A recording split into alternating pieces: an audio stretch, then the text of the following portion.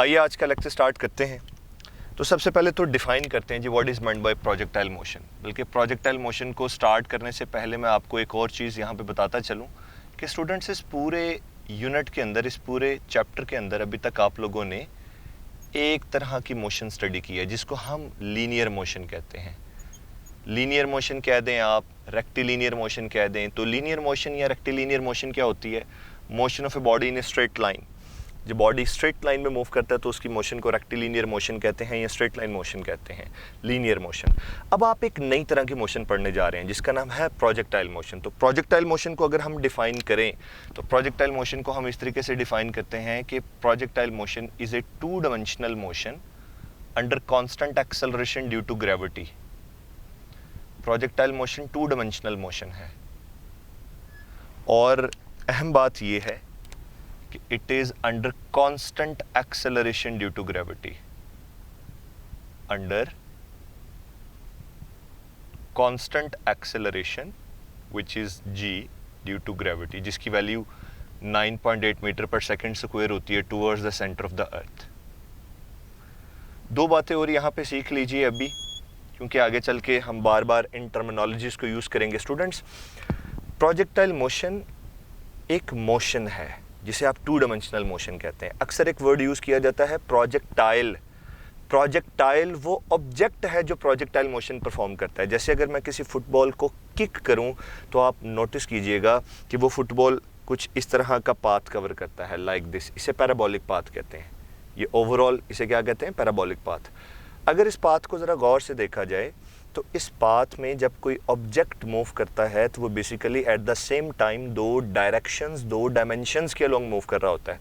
वो football horizontally move कर रहा होता है, वर्टिकली भी मूव कर रहा होता है, हॉरिजॉन्टली भी मूव कर रहा होता है, वर्टिकली मूव भी कर रहा होता है, हॉरिजॉन्टली मूव भी कर रहा होता है, वर्टिकली मूव भी कर रहा होता है। तो यहाँ पे बेसिकली दो तरह की मोशन होती है। एक होती है एक्स डायरेक्टेड मोशन और एक होती है वाई डायरेक्टेड मोशन। ये दोनों मोशंस एक दूसरे पे डिपेंड तो नहीं करती, लेकिन इन दोनों मोशन के रिजल्टेंट की वजह से जो मोशन बनती है उसे प्रोजेक्टाइल मोशन कहते हैं, और जो ऑब्जेक्ट इस मोशन को परफॉर्म करता है उसे प्रोजेक्टाइल कहते हैं। जैसे अगर मैं फायर क्रैकर चलाऊं तो फायर क्रैकर प्रोजेक्टाइल, लेकिन उसकी मोशन प्रोजेक्टाइल मोशन। फुटबॉल की मोशन प्रोजेक्टाइल मोशन, लेकिन फुटबॉल प्रोजेक्टाइल। अगर मैं क्रिकेट बैट से हिट करता हूं बॉल को तो बॉल प्रोजेक्टाइल, उसकी मोशन प्रोजेक्टाइल मोशन। तो आई होप सो आपको ये काफ़ी ज़्यादा एग्जांपल्स जो मैंने दी इसमें आपको काफ़ी ज़्यादा चीज़ें समझ आ गई होंगी। अब प्रोजेक्टाइल मोशन हमारे सिलेबस में सिर्फ दो तरीके से डिस्कस की जाती है। एमडीकैट के लेवल पे भी हमें दो तरीके से रिक्वायर्ड है। एक हॉरिजॉन्टल प्रोजेक्टाइल का हमें पता होना चाहिए, दूसरा ऑब्लीक प्रोजेक्टाइल का पता होना चाहिए। तो सबसे पहले हम हॉरिजॉन्टल प्रोजेक्टाइल को डिस्कस करते हैं। स्टूडेंट्स, हॉरिजॉन्टल प्रोजेक्टाइल में किसी भी मैसम की बॉडी को या किसी भी प्रोजेक्टाइल को अर्थ से एक सर्टन हाइट पे ले जाके हॉरिजॉन्टली प्रोजेक्ट किया जाएगा। इसी वजह से तो इसको हॉरिजॉन्टल प्रोजेक्टाइल कहते हैं।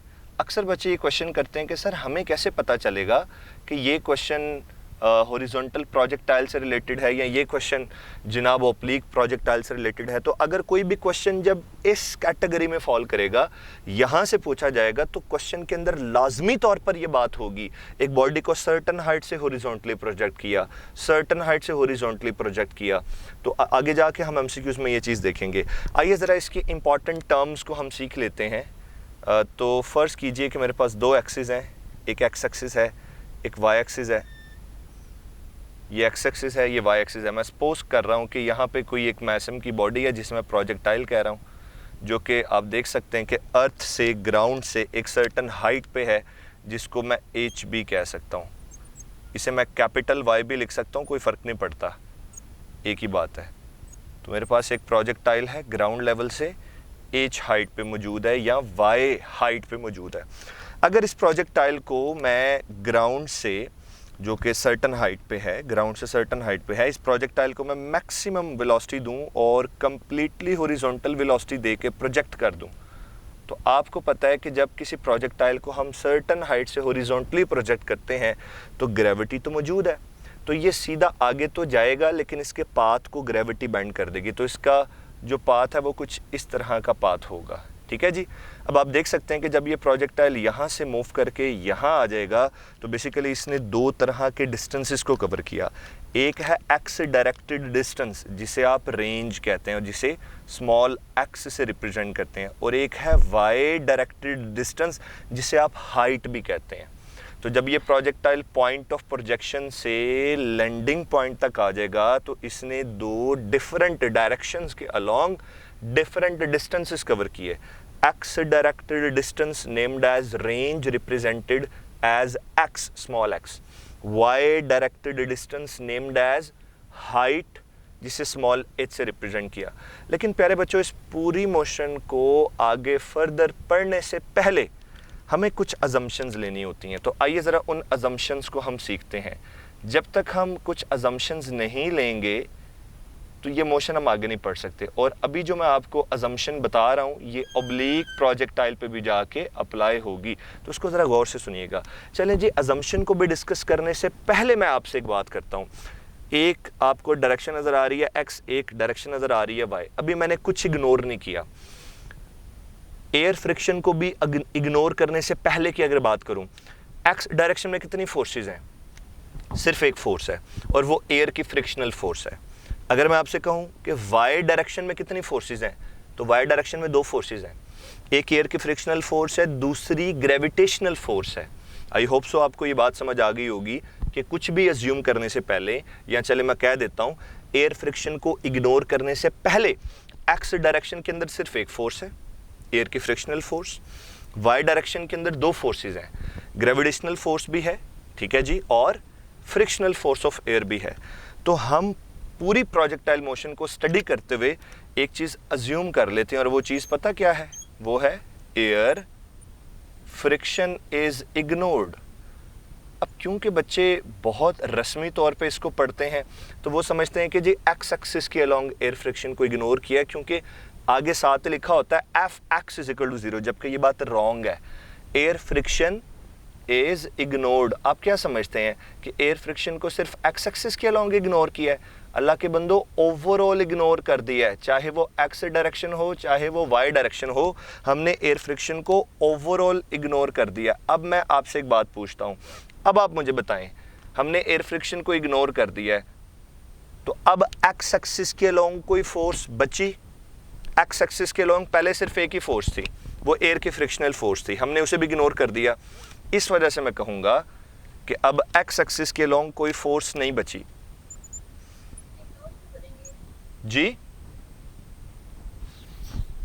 इग्नोर इस वजह से करते हैं क्योंकि आपके सिलेबस के अंदर या आपने एफएससी में भी जो प्रोजेक्टाइल मोशन को स्टडी किया है या जो फॉर्मूला डिराइव किए हैं वो सारे के सारे इसी शर्त पे किए हैं कि एयर फ्रिक्शन को इग्नोर कर दें।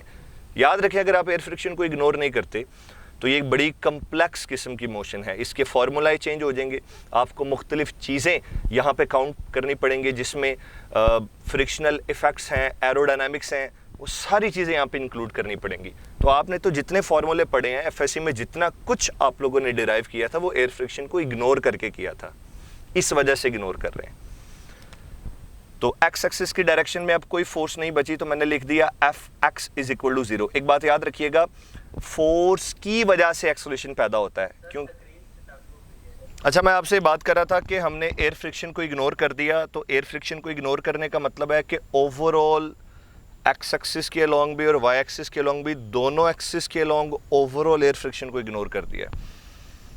पहले एक्स एक्सिस की डायरेक्शन में एक ही फोर्स थी एयर फ्रिक्शन, जब उसे इग्नोर कर दिया now there is no force along X direction. इसी वजह से एक्स एक्सिस की डायरेक्शन में एक्सेलरेशन क्या होगा? 0 होगा, because if there is force there is acceleration, if there is no force there is no acceleration. और एक्सेलरेशन वेलोसिटी के चेंज से पैदा होता है। अगर एक्स डायरेक्शन में एक्सेलरेशन 0 है, इसका मतलब है वेलोसिटी एक्स एक्सिस के अलोंग चेंज नहीं हो रही, तो वेलोसिटी का चेंज भी अलोंग एक्स डायरेक्शन क्या है? 0 है। तो अगर वेलोसिटी चेंज नहीं हो रही, इसका दूसरा मतलब ये है कि एक्स डायरेक्शन में वेलोसिटी कांस्टेंट रहती है, सेम रहती है। तो वेलोसिटी अलोंग एक्स डायरेक्शन या वेलोसिटी का वो कंपोनेंट जो एक्स एक्सिस के अलोंग है वो अपने आप को चेंज नहीं करेगा। Vx is equal to constant. अब ये ज़रा Vx की हम बात कर लेते हैं, इसको ज़रा देखिएगा। इसका मतलब है कि जो Vx है ना, इसको आप Vix भी कह सकते हो यानी इनिशियली शुरू में जो वेलोसिटी का एक्स कंपोनेंट होगा throughout the motion, finally भी वेलोसिटी का एक्स कंपोनेंट वही होगा, और हम इसे simply V I cos theta भी लिख सकते हैं। तो ये चीज़ भी आपने याद रखनी है। अब इसके अलावा एक और बात जो मेरे जहन में है वो ये देखें कि पॉइंट ऑफ प्रोजेक्शन पर यहाँ पर वेलोसिटी का जो इनिशियल वाई कंपोनेंट है ये ज़ीरो है। The initial Y component is zero. अगर यहाँ पे वेलोसिटी का वर्टिकल कंपोनेंट होता तो इस पॉइंट पे प्रोजेक्टाइल ज़रूर वर्टिकल डायरेक्शन में मूव करता है, लेकिन स्टार्टिंग में वो बिल्कुल स्ट्रेट मूव करता है। तो वी आई वाई ज़ीरो है, ये हमें पता होना चाहिए। और वी एफ वाई कैसे निकालेंगे, वो फर्स्ट इक्वेशन ऑफ मोशन से निकालेंगे। तो वी एफ वाई ये बनेगा V I Y plus A Y into T. तो मैं लिख देता हूँ V I Y plus A Y into T, first equation of motion लगाई। यहाँ पे जो एक्सेलरेशन है यानी acceleration due to gravity in vertical direction, ये आपके पास जी के बराबर है। इस बात को याद रखिएगा, ये एमसीक्यू में अक्सर पूछा जाता है। और एक्स एक्सिस के अलोंग कोई एक्सेलरेशन नहीं है। तो अब वी आई वाई ज़ीरो हो गया, ए वाई की जगह जी आएगा, लिहाजा मैं लिख सकता हूँ कि V F Y is equal to G T. ये बड़ी अहम बात है, V F Y G T के बराबर है।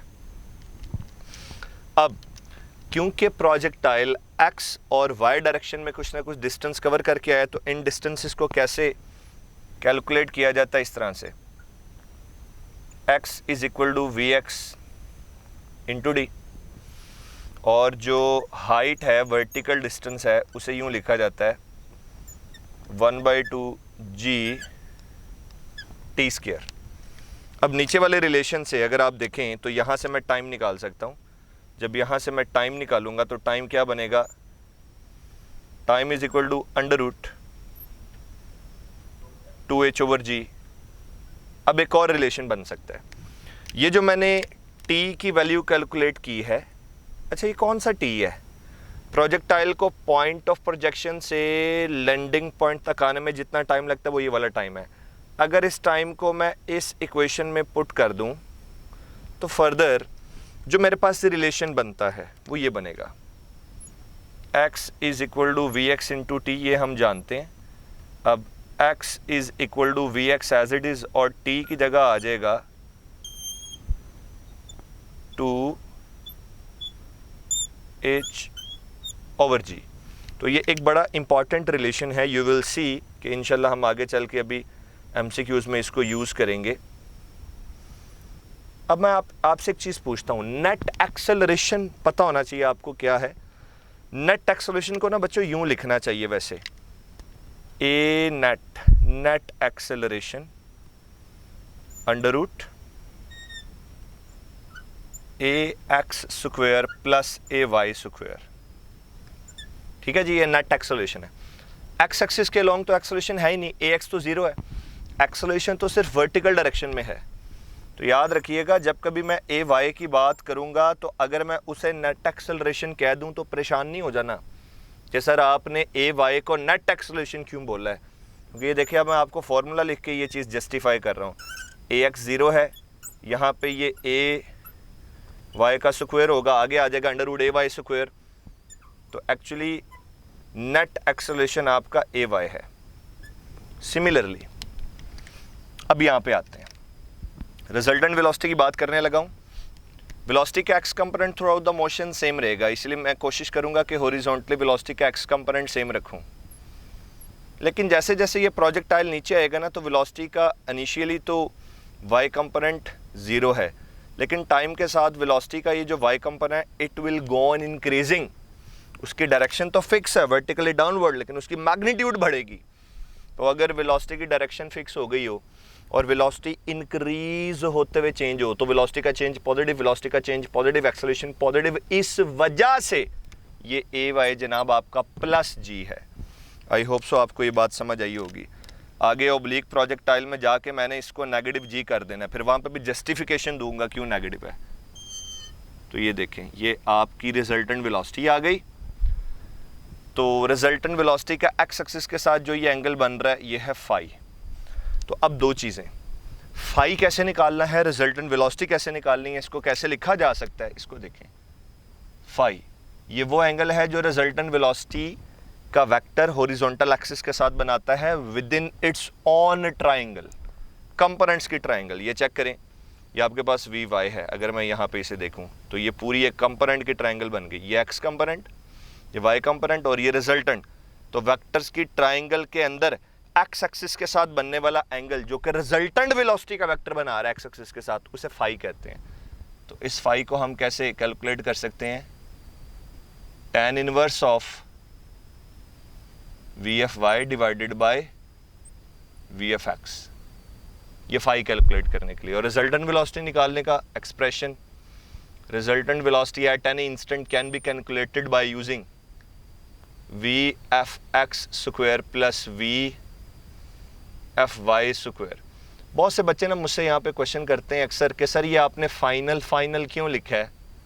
तो इसकी मैं एक वजह आपको बता देता हूँ, ये कोई इतनी मसले वाली बात नहीं है, ये बात अंडरस्टैंडिंग की है। इस पॉइंट पे, पॉइंट ऑफ प्रोजेक्शन पे प्रोजेक्ट करने के बाद, पॉइंट ऑफ प्रोजेक्शन पे मैं इनिशियली वेलोसिटी का एक्स कंपोनेंट और वाई कंपोनेंट डिफाइन करता हूँ।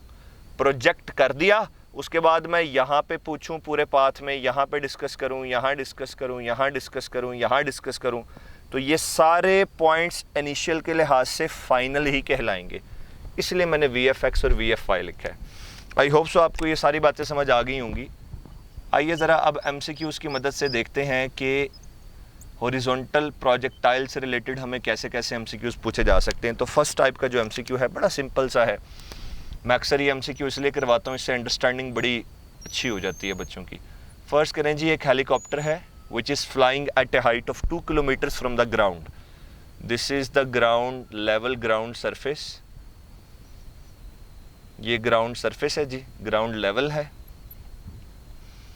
And this helicopter is at a height of, या at a vertical height of 2 kilometres from the ground. और इस हेलीकॉप्टर की विंडो से, ये जो हेलीकॉप्टर आपको नज़र आ रहा है,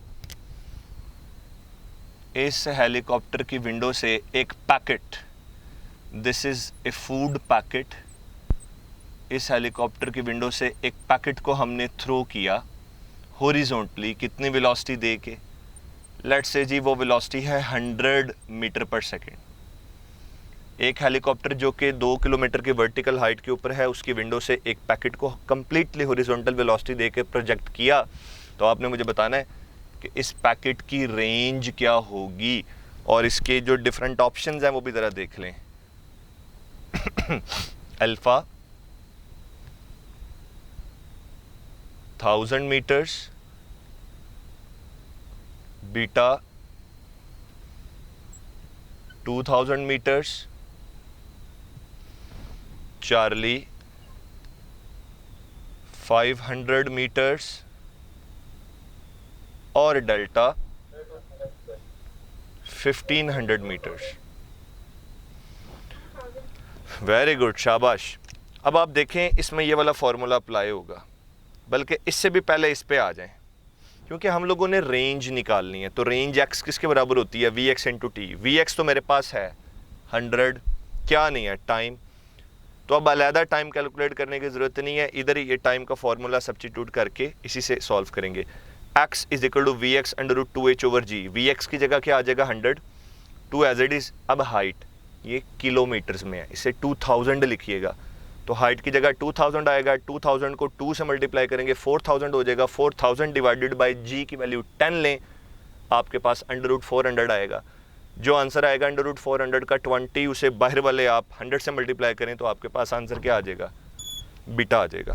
आई होप सो आपको ये बात समझ आ गई होगी। आइए ज़रा एक और MCQ डिस्कस करते हैं। लेट्स से अगर MCQ कुछ इस तरीके से आ जाए कि एक बॉल है जिसे एक टावर की टॉप से हमने ड्रॉप किया है, रिलीज़ किया है, ठीक है जी। ये कोई टावर है, ठीक है जी। टावर की टॉप से हमने एक बॉल को रिलीज़ या ड्रॉप नहीं कह सकते, ये कहना गलत है, आप में से कोई बोला ही नहीं। रिलीज या ड्रॉप करने का मतलब है इनिशियल वेलोसिटी ज़ीरो हो जाएगी, जबकि प्रोजेक्टाइल मोशन के अंदर इनर्शिया चाहिए और इनिशियल पुश चाहिए मोशन परफॉर्म करने के लिए। तो ये एक बॉल है, इसका मास है 3 kg। मैंने इस बॉल को एक टावर से हॉरिजॉन्टल वेलोसिटी दे के प्रोजेक्ट किया, और वो जो मैंने horizontal velocity the, for example let's suppose ये है जी 40 मीटर पर सेकेंड। आपने मुझे बताना है कि 3 सेकेंड्स का टाइम गुजरने के बाद इस बॉल की रिजल्टेंट वेलोसिटी क्या होगी। और एक चीज़ याद रखें, let's say the height of this tower is 100 metres. The height of this tower from where the ball is projected horizontally, the height is 100 metres. और मैं आपको इसके ऑप्शंस दे रहा हूँ। लेट्स से अल्फा ऑप्शन है 50 मीटर्स पर second, beta option है 30 metres पर सेकेंड, चार्ली ऑप्शन है 20 मीटर्स पर सेकेंड, और डेल्टा ऑप्शन है 10 मीटर्स पर सेकेंड। जी प्यारे बच्चों, क्या कहना है आपका? कई मेरे जैसे भी होंगे ना, मैंने इक्वेशन ऑफ मोशन का टॉपिक आप लोगों को पढ़ाया होगा, तो उसमें आप लोगों ने एक चीज़ नोट की होगी जो मैं यहाँ पे भी हाईलाइट कर देता हूँ। ये GT VFY is equal to GT। तो कई बच्चे ये सोच रहे होंगे, सर जी 3 सेकंड्स के बाद बोला है G की वैल्यू 10, 3 से मल्टीप्लाई करेंगे 30। तो अल्लाह के बंदो, आपने वेलोसिटी का वर्टिकल कंपोनेंट निकाला है। मैं यहाँ पे क्या कह रहा हूँ, मैं यहाँ पे आपसे कह रहा हूँ रिजल्टेंट वेलोसिटी बतानी है। तो ये बात तो कंफर्म है कि आंसर बीटा 30 नहीं हो सकता, क्योंकि रिजल्टेंट वेलोसिटी में वेलोसिटी का एक्स कंपोनेंट भी होता है और वाई कंपोनेंट भी होता है, दोनों होते हैं। ये देखिए, मैं यही फॉर्मूला यूज़ करूँगा, गौर कीजिएगा मैं क्या करने जा रहा हूँ। इस फॉर्मूला को थोड़ा सा मैं ट्रांसफॉर्म करके लिखूँगा। वी एज इट इज़, आपको ये बात तो पता है कि प्रोजेक्टाइल मोशन में वेलोसिटी का एक्स कंपोनेंट चेंज नहीं होता, वो इनिशियल हो फाइनल हो फ़र्क नहीं पड़ता। तो ये मैंने VIX square as it is लिखा। y कंपोनेंट ऑफ या final y component of velocity, ये आप इससे निकाल सकते हैं GT से। चेक करें, VFY GT के बराबर है, तो इसका स्क्वायर है, तो ये वैल्यू जब यहाँ पे पुट करूँगा तो ये बन जाएगा G स्क्वायर T स्क्वायर। मेरा ख्याल है अब आपका ये एक बड़ा एक इम्पॉर्टेंट सा फॉर्मूला बन गया, जिसे आप यूज़ कर सकते हैं इस क्वेश्चन के लिए। तो प्यारे बच्चों, क्या आंसर आएगा आपका? ये देखें, मैं लिखूँगा V as it is, very good, शाबाश। ये देखें 40 है, एक्स इनिशियल एक्स कंपोनेंट का स्क्वायर, 40 का स्क्वायर कर लें। चले मैं ऐसे लिख देता हूँ, 40 स्क्वायर प्लस आगे G square T square, G 10 है, 10 स्क्वायर, और टोटल टाइम कितना पूछा है? 3 सेकंड्स के बाद 3 स्क्वायर आ जाएगा। जी क्या कह रहे हैं आप लोग? चलो जी, दैट्स गुड, बहुत अच्छे। तो ये तो आ जाएगा जी 1600, 10 का स्क्वायर आ जाएगा 100, 100 को 3 स्क्वायर 9 से मल्टीप्लाई करेंगे 900 आ जाएगा, और ये फिर आपके पास √20 500 बन जाएगा। तो आंसर क्या बन जाएगा? 50 मीटर पर सेकंड बन जाएगा। अब सबसे पहले बड़ा अहम काम करने लगा हूँ। आगे जाने से पहले ना मैं 2-3 बड़ी अहम बातें आपसे करने जा रहा हूँ, उसे ज़रा गौर से सुन लीजिएगा। देखें, आप सारा प्रोजेक्टाइल मोशन का टॉपिक पढ़ लेंगे, एंड पे जाके ना आपके माइंड के अंदर एक ही कन्फ्यूजन रहेगी, और वो यही होगी कि सर हम पूरा टॉपिक पढ़ लेते हैं, जब आप हमें पढ़ाते हैं हमें समझ भी आ जाती है, जब क्वेश्चन सामने आता है तो हम ये डिसाइड नहीं कर पाते कि ये क्वेश्चन किस चीज़ से रिलेटेड है। क्या ये ऑब्लिक प्रोजेक्टाइल से रिलेटेड है, क्या ये हॉरिजॉन्टल से रिलेटेड है, कि वो रेंज, टाइम, हाइट की बात कर रहा है। तो मैंने स्टार्टिंग में बड़े कंक्रीट वर्ड्स यूज़ किए थे कि आपको या मुझे कैसे पता चलेगा कि ये क्वेश्चन हॉरिजॉन्टल प्रोजेक्टाइल के कैटेगरी में फॉल कर रहा है। तो इसका एक बड़ा आसान सा तरीका है, जब कभी क्वेश्चन में ये बात की होगी कि बॉडी को सर्टन हाइट से हॉरिजॉन्टली प्रोजेक्ट किया गया है, तो वो ये वाली कैटेगरी होगी हॉरिजॉन्टल प्रोजेक्टाइल की। आप चेक कर सकते हैं। आप ये हेलीकॉप्टर वाला क्वेश्चन देख लें, यहाँ पर भी मैंने आपको ये बताया था कि अगर इस हेलीकॉप्टर की विंडो से हम एक पैकेट को हॉरिजॉन्टली थ्रो करें, तो आप चेक कर लें, वर्ड्स वही हैं, हेलीकॉप्टर सर्टन हाइट पे या हॉरिजॉन्टली प्रोजेक्ट किया। ये एक टावर है, यहाँ से बॉल को हमने हॉरिजॉन्टली प्रोजेक्ट किया, सर्टन हाइट से हॉरिजॉन्टली। तो अब ज़रा सुनिएगा, हॉरिजॉन्टल प्रोजेक्टाइल से रिलेटेड कैसे कैसे क्वेश्चंस आ सकते हैं। पहली टाइप का क्वेश्चन वो आपसे रेंज पूछ सकता है। दूसरी टाइप का क्वेश्चन वो आपसे हाइट पूछ सकता है, क्योंकि जब प्रोजेक्टाइल यहाँ से यहाँ आएगा तो वो कुछ एक्स डायरेक्टेड और कुछ वाई डायरेक्टेड डिस्टेंस कवर करके आएगा। दो तरह के सवाल हो गए। तीसरी तरह का सवाल, क्वेश्चन आपको दिया जाएगा जिसमें ये वो कहेगा कि प्रोजेक्टाइल को पॉइंट ऑफ प्रोजेक्शन से लैंडिंग पॉइंट तक आने में कितना टाइम लगा, ये टाइम का फॉर्मूला लिखा हुआ है। तीन टाइप के सवाल हो गए, रेंज, हाइट, टाइम, ठीक है।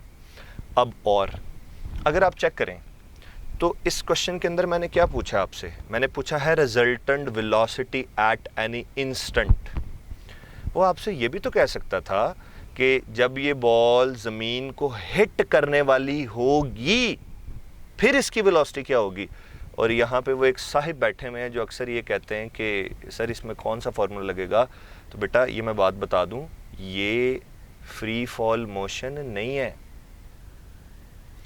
ये बॉल किस वेलोसिटी से जाके ज़मीन को टकराएगी, वेलोसिटी का फार्मूला यही यूज़ करोगे। एक्स कंपोनेंट वेलोसिटी का सेम रहेगा, वेलोसिटी का फाइनल कंपोनेंट आप थर्ड इक्वेशन ऑफ मोशन से निकाल कर लेके आओगे। अब मैं आपको ये दोनों चीज़ें लिख के देने लगा हूँ। इससे पहले कि मैं आगे कोई और बात आपको पढ़ाऊँ, तो पहला फार्मूला आपने लिखना है अपने नोट्स के अंदर इस तरीके से, इस वर्डिंग के साथ। ये वर्डिंग नहीं ना लिखेंगे तो फिर लिखा हुआ फार्मूला तंग करता रहेगा, वो बार बार क्वेश्चन करेगा कि बूझो मैं किस चीज़ का फार्मूला हूँ। इसलिए पुत्र ये लाजमी लिखना है। रिजल्टेंट अगर पूछा जाए सवाल में, resultant velocity at any instant, time के किसी भी इंस्टेंट के ऊपर अगर रिजल्टेंट वेलोसिटी पूछ ले तो आज के बाद जो फार्मूला आपने यूज़ करना है वो मैंने वैसे डिराइव तो करवा दिया है, लेकिन फिर भी मैं यहाँ पे दोबारा लिखूँगा। वो ये है, v is equal to under root, मैं पहले दोबारा लिख दूँ, V F X square plus V I Y square, और वैल्यूज़ पुट कर दें। वेलोसिटी का एक्स कंपोनेंट तो सेम रहना है बेटा, इसमें तो कोई चेंज नहीं आना। तो इसकी जगह तो मैं लिख दूँगा simply V I X square. अब वेलोसिटी का जो वाई कंपोनेंट है ये फर्स्ट इक्वेशन ऑफ मोशन से निकाल के आए, ये देखें, तो ये आ जाएगा जी स्क्वायर टी स्क्वायर। फार्मूला भी कह रहा है कि जो टाइम का इंस्टेंट, जिस इंस्टेंट पे वेलोसिटी किएगा वो टाइम का इंस्टेंट यहाँ पे पुट कर देना, रिजल्टेंट वेलोसिटी आ जाएगी। दूसरी बात, यही सवाल होता और कहता कि जब ये प्रोजेक्टाइल या जब ये बॉल यूं पैराबोलिक पाथ कवर करते हुए ज़मीन को हिट करने वाली होगी, उस वक्त रिजल्टेंट वेलोसिटी क्या होगी। तो फिर इसे कैसे हम सॉल्व करेंगे, तो उस वक्त आपको क्वेश्चन में ये लाजमी पूछा जाएगा कि find the resultant velocity just before striking the ground. ये वर्ड्स बड़े कंक्रीट हैं और ये पूछे जाएंगे, resultant velocity just before hitting the ground, just before hitting the ground. लेकिन मुझे एक यहाँ पे बात बताइए, इसमें हम फॉर्मूला कौन सा यूज करेंगे, hitting the ground. Very good. इसी वजह से तो हाँ जी, अब मैं वो आपको बताने लगा हूँ कि वो एक्चुअली आया कहाँ से है। और आपने ये क्वेश्चन भी मुझसे नहीं पूछा कि सर हमने जब इस एमसीक्यू को सॉल्व किया, जहाँ पे हम ये बात करते हैं कि resultant velocity at any instant बताएं, तो आपने ये वाली हाइट तो यूज़ ही नहीं की। तो ये हाइट क्यों इस्तेमाल नहीं की, क्योंकि याद रखिए ये हाइट मैटर ही तब करती है जब प्रोजेक्टाइल ऊपर से नीचे मूव कर रहा हो and it is about to hit the ground. तो वो फिर इतना वर्टिकल डिस्टेंस तकरीबन कवर करके आ चुका है और ग्राउंड को हिट करने वाला है, तब ये हाइट मैटर करती है, जब आपने ये फाइंड आउट करना हो। लेकिन इसको भी फाइंड आउट करने के लिए ये देखें, बात स्टार्ट से ही करूँगा। रिजल्टेंट वेलोसिटी आपके पास वही होगी जो मैंने पहले लिखी है यहाँ पर, V F X square plus V F Y square. तो वेलोसिटी का इनिशियल कंपोनेंट एक्स कंपोनेंट तो नहीं चेंज होता, ये throughout the motion constant रहता है। चलें वर्बली आपसे क्वेश्चन डिस्कस करता हूँ। अगर क्वेश्चन इस तरीके का आपसे पूछा जाए कि एक प्रोजेक्टाइल है उसे एक सर्टन हाइट से मैंने हॉरिजॉन्टली 40 मीटर पर सेकंड की वेलोसिटी से फायर किया है। 4 सेकंड्स के बाद इसकी हॉरिजॉन्टल वेलोसिटी बताएं क्या होगी, क्या आंसर देंगे? ओके, अभी ठीक हो जाता है। आपको आवाज आ रही है ना? आप क्वेश्चन का आंसर करें। मैंने बोला अगर क्वेश्चन मैं रिपीट करता हूं, दोबारा अच्छे से सुनिए। एक प्रोजेक्टाइल है जिसे एक सर्टन हाइट से हॉरिजॉन्टली प्रोजेक्ट किया 40 मीटर पर सेकंड की वेलोसिटी के साथ, तो 4 सेकंड्स गुजरने के बाद उसकी हॉरिजॉन्टल वेलोसिटी क्या होगी? एग्जैक्टली। अब इसका मतलब ये हुआ कि ये वाला जो मैंने आपसे एमसीक्यू डिस्कस किया है, यहां से 3 मुख्तलिफ तरीकों के एमसीक्यूज बन सकते हैं। नंबर 1, देखें वर्ड्स जो होते हैं ना वो बड़े इंपॉर्टेंट होते हैं। एक वर्ड चेंज करेंगे एमसीक्यू चेंज हो जाएगा, उसका आंसर भी चेंज होगा। फॉर एग्जांपल, अगर इसी एमसीक्यू के अंदर मैं आपको ये कहता कि रिजल्टेंट वेलोसिटी बताएं, तो वो तो आपने फाइंड आउट करके बता दी। लेकिन अगर मैं यहाँ कहता कि वेलोसिटी का एक्स कंपोनेंट क्या होगा, वो तो सेम रहेगा 40 मीटर पर सेकंड। और अगर यहीं पे मैं कहता कि वेलोसिटी का वर्टिकल कंपोनेंट क्या होगा, फिर क्या आंसर होगा? वैसे मैंने बताया था ये अभी 30। ये देखें जीटी यूज करना है ना, VFY is equal to GT। तो 3 सेकंड्स का टाइम गुजरने के बाद कह रहा है तो जी को आप 3 से मल्टीप्लाई कर दें। 4 सेकंड्स के बाद मैं पूछता तो 40 मीटर पर सेकंड आंसर होता।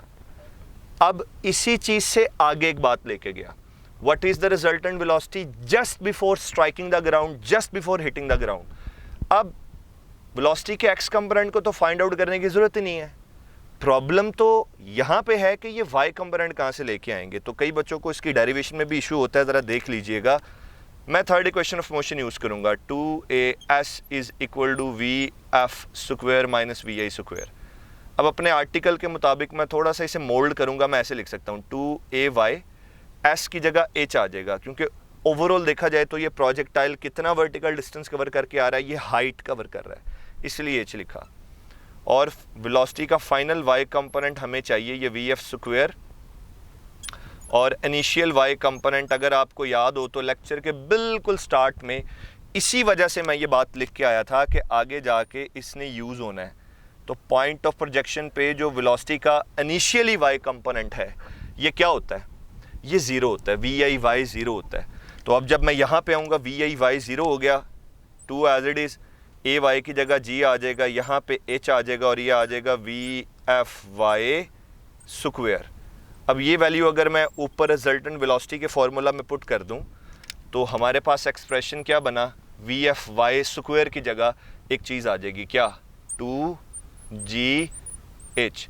तो ये वाला फॉर्मूला कब यूज़ करेंगे? जब वो ये वर्डिंग यूज़ करे, जब कभी स्टेटमेंट में ये पूछा जाए कि what is the resultant velocity just before hitting the ground.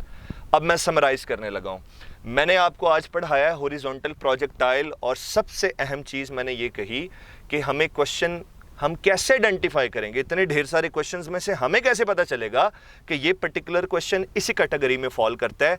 तो ये मैंने जो आपको 2-3 MCQs करवाए हैं, यहाँ पे मैंने एक वर्ड यूज़ किया है, जब कभी बॉडी को एक सर्टन हाइट से हॉरिजॉन्टली प्रोजेक्ट किया जाएगा, ये वाली कैटेगरी है।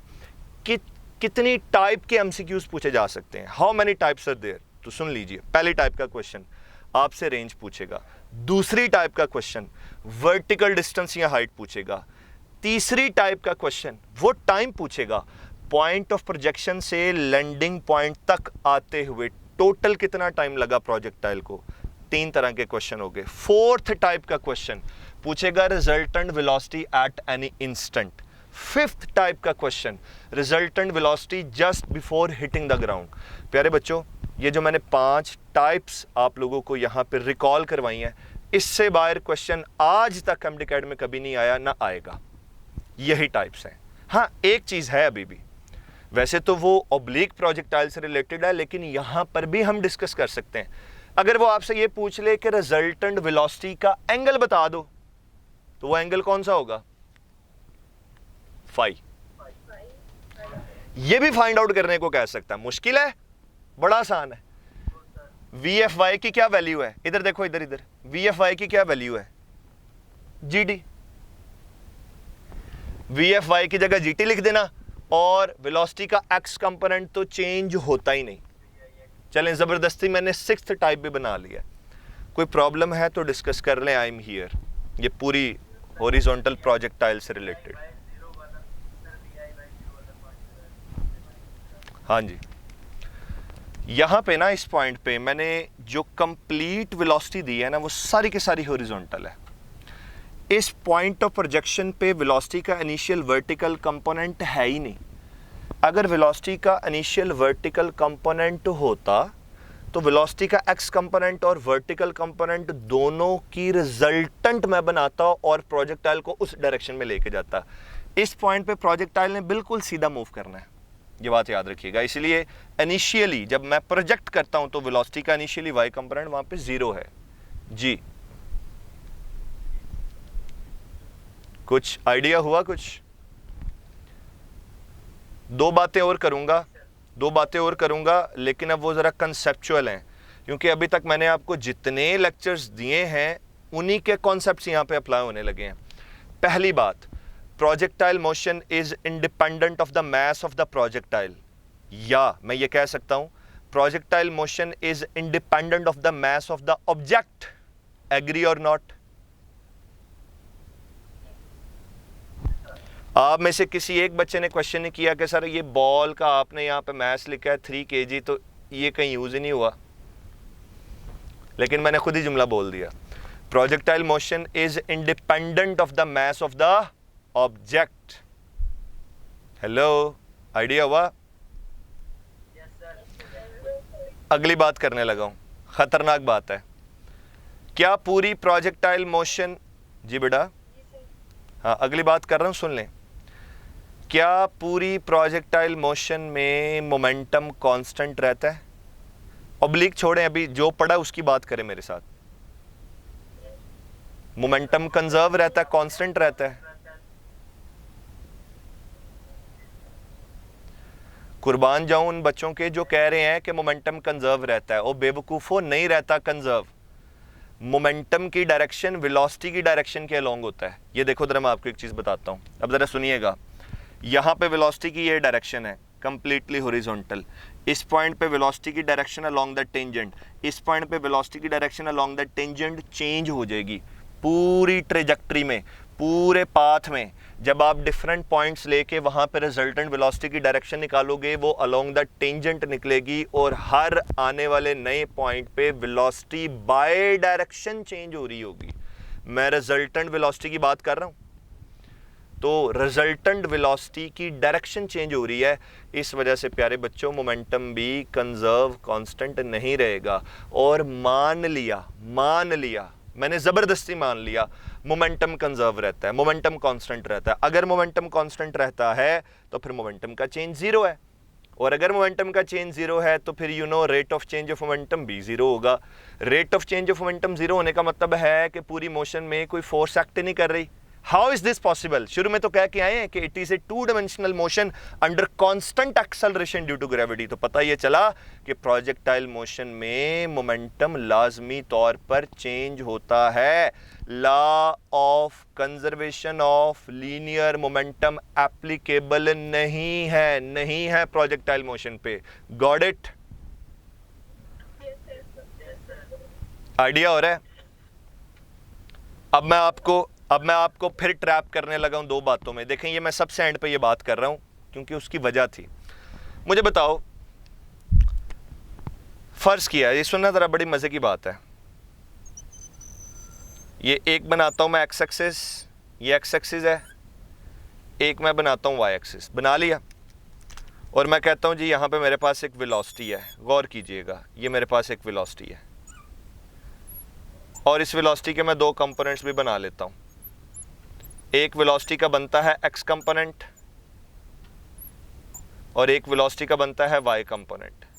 ठीक है? अब इस एंगल को मैं अपने टॉपिक में, इस एंगल को मैं फाई का नाम देता हूं। What is this? This is phi.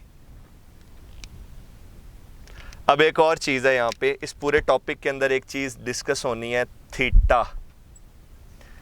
Theta का नाम है एंगल ऑफ प्रोजेक्शन, या इसको बोलते हैं प्रोजेक्शन एंगल। वो एंगल जिस पे प्रोजेक्टाइल को प्रोजेक्ट किया गया है, प्रोजेक्शन एंगल या एंगल ऑफ प्रोजेक्शन। अब मेरा आपसे सवाल है, what is the difference between phi and theta? There is a hell difference between these two terms. मैं ना कोशिश करूंगा मैं आपसे सादा लैंग्वेज में बात करूं, सादा सादा समझाऊंगा, बिल्कुल उर्दू में। आओ जरा मैं सिखाता हूं। ये डायग्राम मैंने जानबूझ के ड्रॉ किया है सिर्फ ये बताने के लिए कि वेक्टर्स की ट्रायंगल के अंदर, भाई किस वेक्टर की ट्रायंगल? रिजल्टेंट वेलोसिटी के वेक्टर की ट्रायंगल। चेक करें, वेलोसिटी के एक्स कंपोनेंट और वेलोसिटी के वाई कंपोनेंट, ये मैंने फाइनल लिख दिया है, माजरत इसको वी जी। मैंने आपसे ये कहा इस पूरे टॉपिक के अंदर दो चीज़ें बड़ी अहम है। पहली चीज़ जो अहम है उसका नाम है फाई। फाई क्या है? दूसरी चीज़ जो है मैं उसका नाम है थीटा। थीटा को एंगल ऑफ प्रोजेक्शन या प्रोजेक्शन एंगल कहते हैं। थीटा वो एंगल है जिस पे बॉडी को फायर किया जाता है। ठीक है, ये दो बातें बड़ी अहम है। अब मैं दोनों में फ़र्क बताने लगा हूँ, वो ज़रा सुन लें। सबसे पहले मैं ये बताने लगा हूँ फाई क्या है। वेक्टर्स की ट्राइंगल के अंदर एक्स एक्सिस के साथ बनने वाला एंगल फाई होता है। अब आप पूछेंगे कौन सा वेक्टर? ये देखें, ये रिजल्टेंट वेलोसिटी का वेक्टर है। ये किन दो वेक्टर्स से मिलकर बना है? वेलोसिटी के एक्स कंपोनेंट और वाई कंपोनेंट को ऐड किया तो रिजल्टेंट वेक्टर बन गया। तो ये जो आपको एक ट्राइंगल नज़र आ रही है, क्या ये वेलोसिटी वेक्टर्स की ट्राइंगल है? जल्दी बताओ।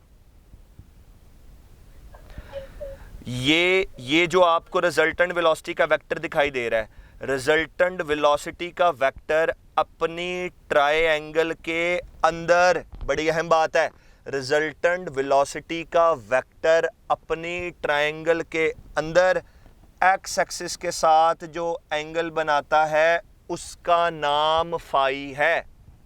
दोबारा सुने, रिजल्टेंट वेलोसिटी का वेक्टर अपनी ट्रायंगल के अंदर एक्स एक्सिस के साथ जो एंगल बनाता है उसका नाम फाई है। Got it? मैंने ये नहीं बोला वाई एक्सिस के साथ। ओए वाई एक्सिस कहूंगा तो फिर मैं वेक्टर की ट्राइंगल से बाहर आ गया। वैसे तो इधर अलग एक ट्राइंगल बन जाएगी वाई एक्सिस के साथ, मैं उसकी बात नहीं करना चाहता, जो ऑलरेडी मौजूद है। वेक्टर्स की रिजल्टेंट वेलोसिटी का वेक्टर अपनी ट्राइंगल के अंदर एक्स एक्सिस के साथ जो एंगल बनाता है वो है फाई। अब थीटा क्या है? वो एंगल जिस पे प्रोजेक्ट किया जाता है, फायर किया जाता है प्रोजेक्टाइल को, उसे प्रोजेक्शन एंगल कहते हैं। मैंने अभी तक डिस्कस नहीं किया, मुझे बता दें हॉरिजॉन्टल प्रोजेक्टाइल में प्रोजेक्शन एंगल क्या है? Hurry up. 0 डिग्री और 0 डिग्री। इधर देखो मैं बताता हूं, ये हॉरिजॉन्टल एक्सिस नजर आ रहा है, ये देखो मैं लाइन ड्रॉ कर रहा हूं, ये हॉरिजॉन्टल एक्सिस नजर आ रहा है। तो मैंने शुरू में किस वेलोसिटी से फायर किया था प्रोजेक्टाइल को? vx, वो हॉरिजॉन्टल थी। ये हॉरिजॉन्टल वेलोसिटी इस हॉरिजॉन्टल एक्सिस के साथ क्या एंगल बना रही है? 0। Very good. तो हॉरिजॉन्टल प्रोजेक्टाइल में एंगल ऑफ प्रोजेक्शन थीटा कितना होता है? और जिस बच्चे को ये बात डाइजेस्ट ना हो, मैं जिंदा हूं, कल के लेक्चर में मैं प्रूफ करके रहूंगा भाई कि एंगल ऑफ प्रोजेक्शन थीटा ही है, 0 डिग्री ही है। यहाँ पे कल आप पढ़ेंगे ना रिजल्टेंट, मैं आपको बता देता हूँ, आप में से कुछ बच्चों ने पहले भी पढ़ा हुआ है। आप रिजल्टेंट वेलोसिटी का ना एक बड़ा सा फॉर्मूला डिराइव करते हो यहाँ से, और वो फॉर्मूला बताता हूँ, शायद आपको याद आ जाए। रिजल्टेंट वेलोसिटी बराबर है √vi x square plus g square t square minus 2vi sine theta gt। आया याद? Minus 2vi sine theta gt, वहां पे साइन थीटा है, थीटा प्रोजेक्शन एंगल है। पुट करो जरा ये प्रोजेक्शन एंगल उस फॉर्मूला में, साइन 0 0, पीछे यही बच जाएगा।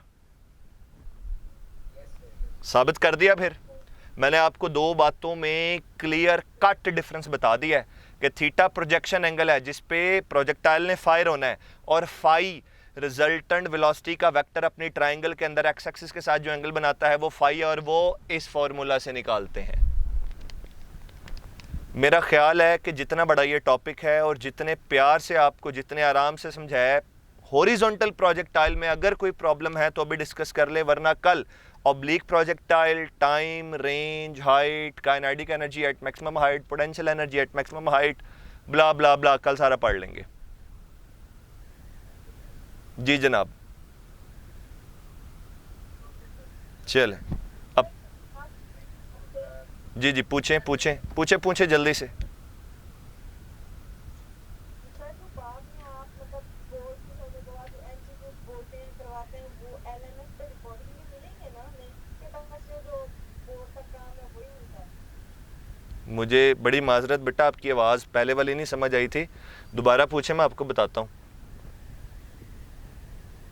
सर मैं पूछ रही हूँ आप अक्सर बोर्ड पे स्पेस खत्म हो जाती है, आप बहुत इंपॉर्टेंट चीजें बोर्ड के एंड पे बता रहे होते हैं, क्या वो भी ऐसी रिकॉर्डिंग मिलेंगी कि जो बोर्ड वाला काम होता है वही हमें एलएमएस पे रिकॉर्ड में मिलेगा? नहीं बेटा, अगर आप एलएमएस की बात करो तो एलएमएस के रिकॉर्डेड लेक्चर्स बड़े अच्छे रिकॉर्ड हुए हैं और उसमें काफ़ी ज़्यादा इन्फॉर्मेशन है। जहाँ पे ज़रूरत महसूस होगी मैं बोर्ड को रेज़ करके चीज़ें दोबारा लिख दूंगा, ऐसी कोई बात नहीं है। ये बोर्ड हम आप लोगों की वजह से अभी रेज़ नहीं करते कि आप लोगों ने कुछ नोट करना होता है। कोई ऐसी चीज़ नहीं हम छोड़ेंगे कि जी सर। मैं वर्बली बोल दूं और आपको लिखी हुई ना मिले। अगर अगर फ़र्ज़ करें आपको कोई प्रॉब्लम है ना, तो आप एलएमएस के रिकॉर्डेड लेक्चर्स में जाओ, आपको सब मिल जाएगा, ठीक है, परेशान होने वाली बात नहीं है। वहाँ पर भी ना हो तो अक्सर मैं बच्चों को ये कहता हूँ कि मैं ज़िंदा हूँ, मुझसे पूछ लें।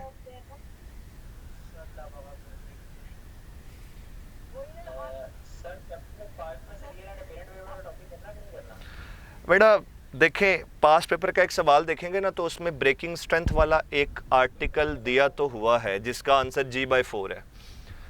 मैं जब आऊँगा ना उस पर मैं आपको करवा दूंगा। रोटेशनल एंड सर्कुलर मोशन आएगी ना, हाँ करो, उसे लाजमी करो भाई। सवाल आया ना तो छोड़ो ना उसे, उसके प्रैक्टिस कर लो। उसके 4 केसेस बनते हैं, 4 तरह के सवालों को समझ जाओ, डेट्स इट, बस ज़्यादा काम करना ही नहीं, करना है उसे। ओ नहीं नहीं नहीं नहीं नहीं, ओ जनरल, ओ जनरल भाई, motion in A vertical circle के साथ कंपैरिजन में motion in A horizontal circle बस पता होनी चाहिए, बहुत ज़्यादा डिटेल में जाने की ज़रूरत नहीं है। हाँ, ओके, ठीक है बच्चों, अपना ख्याल रखिएगा। थैंक यू सो मच, अल्लाह हाफिज़।